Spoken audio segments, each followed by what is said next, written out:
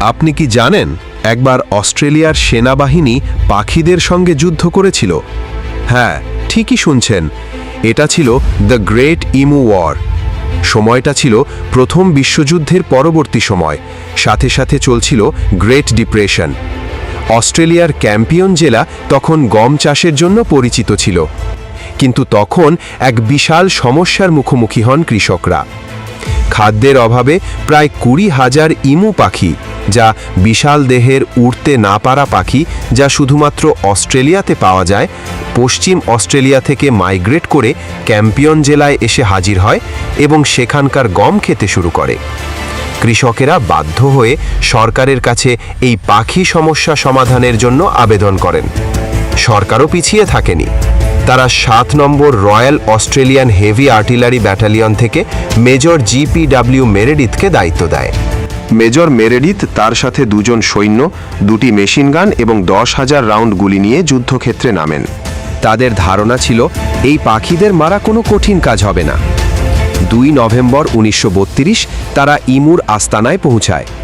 প্রথমে তারা 50টি পাখি দেখতে পেয়ে গুলি চালানো শুরু করে, কিন্তু ইমু পাখিদের গতির দাপট আর তীক্ষ্ণ বুদ্ধির কারণে বেশিরভাগ গুলি লক্ষ্যভ্রষ্ট হয়। সেদিন মাত্র কিছু পাখিই মারা পড়ে। 2 দিন পর তারা আরও 1000 ইমু দেখতে পায়। এবার এক সৈনিকের মেশিনগান জ্যাম হয়ে যায়। ফলাফল, মাত্র 10-12টি পাখিই মারা যায়। এরপর তারা সিদ্ধান্ত নেয় গাড়ির ওপর মেশিনগান বসিয়ে পাখিদের পিছু ধাওয়া করবে, কিন্তু রুক্ষ ভূমি আর পাখিদের দৌড়ের সামনে সেই পরিকল্পনাও ব্যর্থ হয়।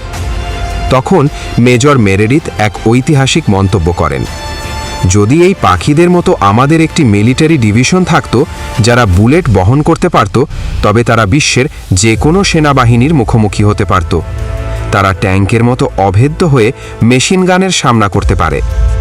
এরপর 8 নভেম্বর 1932 মিডিয়াতে এই মিশন নিয়ে হাস্যকর রিপোর্টিং শুরু হয়।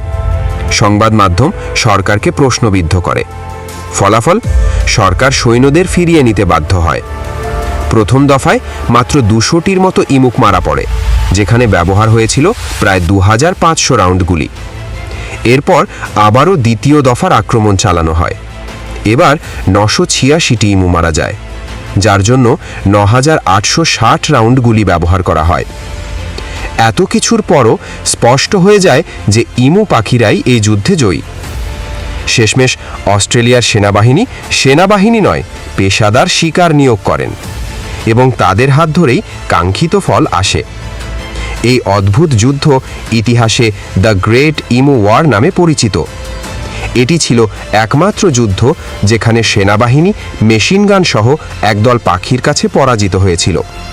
এ যেন বাস্তবের মধ্যে এক কার্টুনের গল্প। তবুও ইতিহাসের পাতায় এই যুদ্ধ আজও হাস্যরসের এক অমলিন অধ্যায়।